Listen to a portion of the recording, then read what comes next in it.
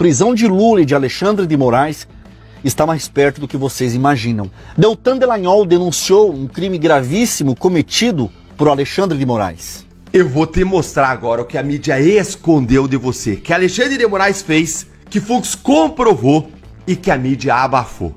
E eu fiquei estarrecido quando eu descobri o que foi escondido e você vai ficar horrorizado com as injustiças de Alexandre de Moraes que estão sendo escondidas pela mídia. Que a turma da toga tentou esconder e a Rede Globo tentou abafar, agora estourou na cara de todos eles. E não é pouca coisa, é uma dinamite pura.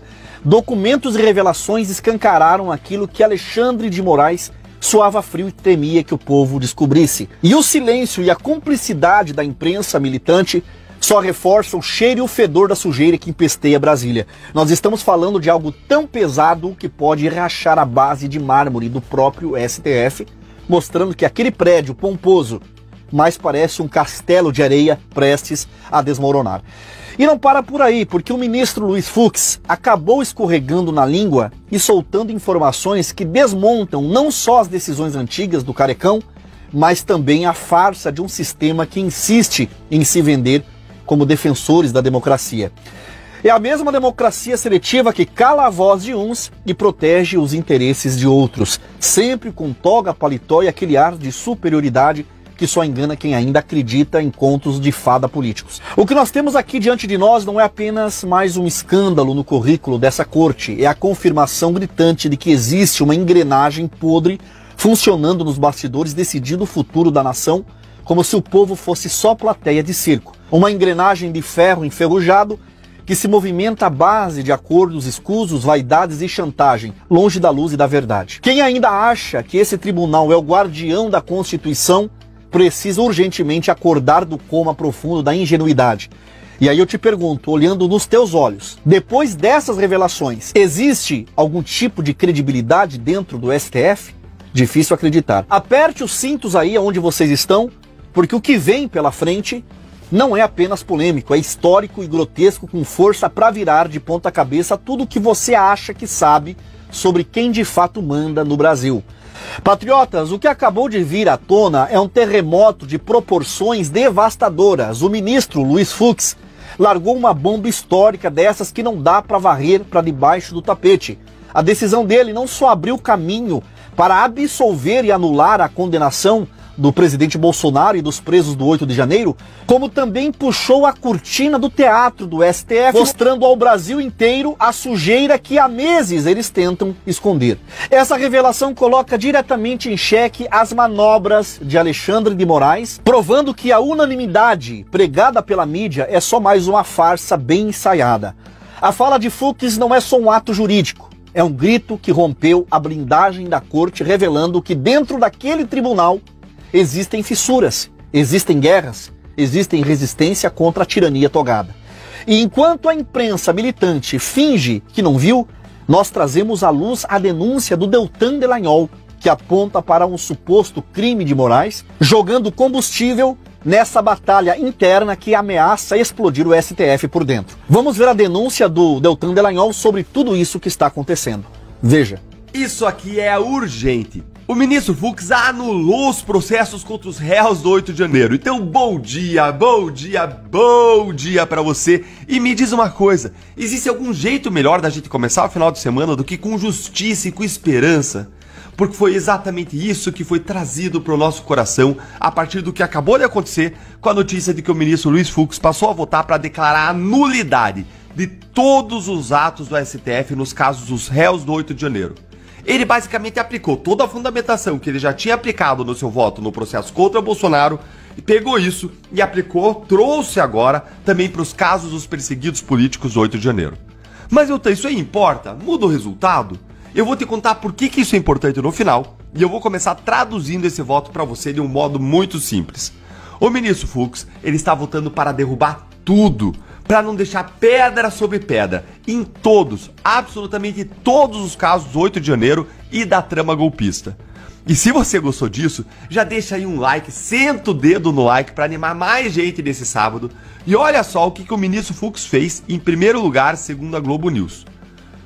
o ministro declarou a nulidade de todos os atos, inclusive do recebimento da denúncia e a incompetência do STF para julgar a ação penal, assim como fez o julgamento do núcleo crucial da tentativa de golpe de Estado.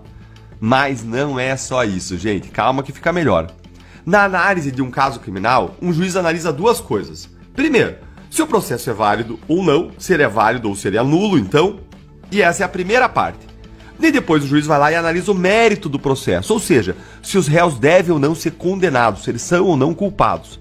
Então, depois de dizer que os processos são nulos, que eles não ficam de pé, que eles não têm validade, o que derruba tudo, veja então o que o Fux disse em relação à segunda parte, em relação ao mérito dos processos, ou seja, em relação aos réus serem ou não culpados. E aqui ele examina as provas, os fatos e a aplicação da lei. Dá uma olhadinha aqui no que o ministro decidiu.